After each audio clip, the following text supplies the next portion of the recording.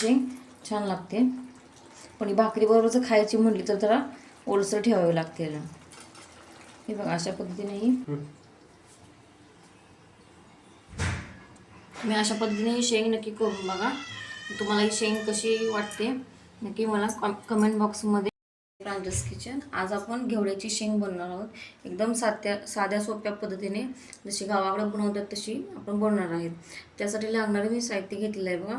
इथं अर्धा किलो मी घेवड्या शेंगा अशा पद्धतीने मोडून स्वच्छ धुवून घेतलेले आहेत बघा. एक अर्धा किलो आहे त्या शेंगा. इथे एक टोमॅटो मी बारीक चिरून घेतलेला आहे. इथे मी शेंगदाण्याचं कूट भाजून बारीक करून घेतलेलं आहे. हे बारीक केलेलं कूट आहे आणि हे पण शेंगदाण्याचंच कूट आहे भाजून बारीक केलेलं, पण थोडं हे मोठं ठेवलेलं आहे बघा अशा पद्धतीने. हे जरा बारीक आहे त्याच्यापेक्षा. आणि इथे बघा ते घरगुती मी चटणी घेतलेली आहे, कांदा लसूण मसाला घेतलेला आहे घरगुती. एक 2 ते 3 चमचे घेतलेला आहे मी. इथे मीठ घेतलेलं आहे चवीनुसार आणि आपल्याला तेल लागणार आहे, तेल घेतलेलं आहे. तर आता आपण शेंग बनवणार आहोत. इथे बघा मी कढई ठेवलेली आहे शेंग बनवण्यासाठी आणि इकडे बाजूला मी पाणी ठेवलेलं आहे गरम करत. आपण या शेंगामध्ये घालणार आहे पाणी. तर आपण बनवूया. पहिल्यांदा कढईमध्ये आपण तेल घालणार आहे. शेंग जरा जास्तच आहे आपली, अर्धा किलो. तेल चांगलं गरम झालं की आपण याच्यात टोमॅटो घालणार आहे. तेल बघा आता गरम झालेलं आहे. आपण गॅस बारीक करून घेऊया. आता आपण याच्यामध्ये घालणार आहे आणि बारीक करून घेतलेला टोमॅटो.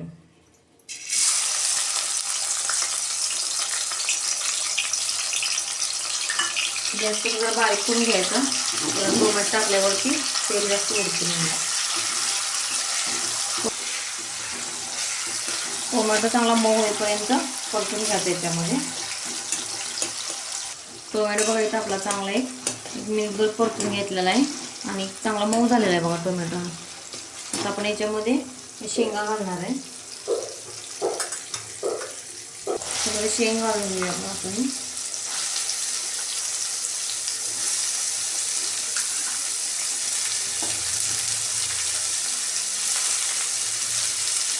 आता आपण गॅस फास्ट करून काय करणार आहे, शेंग याच्यामध्ये आपण परतून घेणार आहे टोमॅटोमध्ये. चांगली शेंगा अशी भाजून घ्यायची याच्यामध्ये. तोपर्यंत इकडे बघा आपलं पाणी गरम झालेलं आहे. आपण गॅस बंद करूया. पाणी गरम करत झालेलं आहे चांगलं. आता आपण शेंग चांगली तेलामध्ये आणि टोमॅटोमध्ये परतून घेऊया. 2-3 मिनिट चांगली शेंग परतून घ्यायची.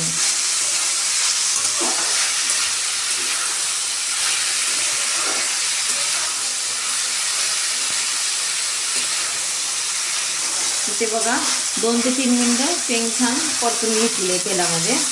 आता आपण याच्यामध्ये काय घालणार आहे, चटणी घालणार आहे. आता गॅस बारीक करून घेतलेला आहे बघा. घरगुती चटणी आमची 2 ते 3 चमचे चटणी आहे बघा. आता ही चटणी थोडा वेळ 2 मिनिट याच्यामध्ये परतून घ्यायची. शेंग एकदम मी साध्या पद्धतीने केलेले आहे. त्याच्यामध्ये बाकी काही जिरे मोहरी असं काही घातलेलं नाही. एकदम गावाकडे जशी बनवतात तशा पद्धतीने केलेली आहे. चटणी जरा आता थोडासा गॅस वाढवूया आणि जरा परतून घेऊया चांगली. आता ही चटणी पण याच्यामध्ये परतून झालेली आहे 2 मिनिट. आता आपण काय करणार आहे, याच्यामध्ये गरम करून घेतलेलं आपण पाणी घालणार आहे. तुम्हाला जशी शेंग हवी त्यानुसार पाणी घाला. म्हणजे ओलसर रबरबीत हवी असेल तर पाणी जास्त घाला. थोडी ही शेंग ओलसर ठेवणार आहे, पाणी घालून जास्त घातलेलं आहे. तुम्हाला जर सुकी बनवायची असेल तर एकदम थोडं पाणी घाला. मी अजून थोडंच पाणी घालणार आहे याच्यामध्ये.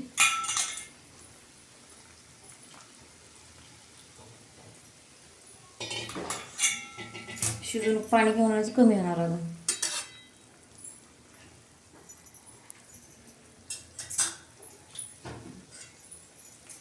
तर याच्यामध्ये चवीनुसार मीठ घालूया आपण.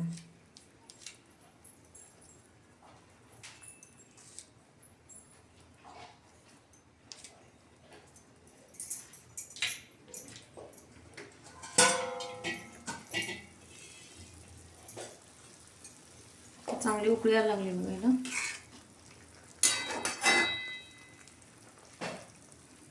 उकळी आली की आपण गॅस बारीक करणार आहे आणि त्याच्यावरती आपण झाकण ठेवून देऊया. त्याच्यावरती झाकण ठेवलेलं आहे. एक 6 ते 7 मिनटं झाकण ठेवणार आहे. नंतर आपण उघडून बघणार आहे. अजून जरा एक थोडा वेळ 2 ते 3 मिनटं आपण शिजवून घेऊया झाकण टाकून. इथे बघा आता 2 ते 3 मिनिट झालेत आणि आपण बघूया शेंग कशी झाली ती.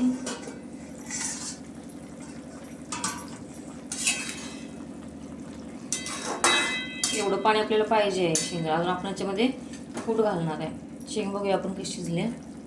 शेंग छान शिजल्या बघा. आता आपण याच्यामध्ये घालणार आहे मोठं कूट आणि बारीक कूट दोन्ही पण घालणार आहे आपण याच्यामध्ये.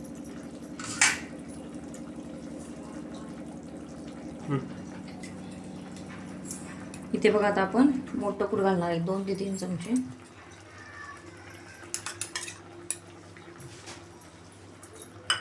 आणि बारीक कूट पण आपण 2 चमचे घालणार.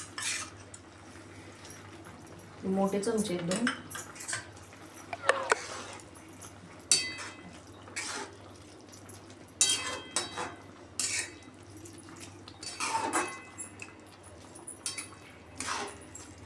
मिक्सर हलवून घेऊया.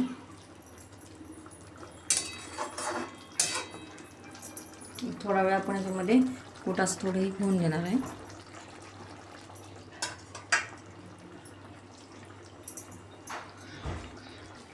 इथे बघा शेंगदाण्याचं कूट टाकून आणि 1-2 मिनिटं शेंग याच्यामध्ये शिजवून घेतलेले बघा. अशा पद्धतीने एवढं पाणी राहिलेलं आहे बघा. अजून आता शेंगार झाली ना परत हे पाणी ओढून घेतं.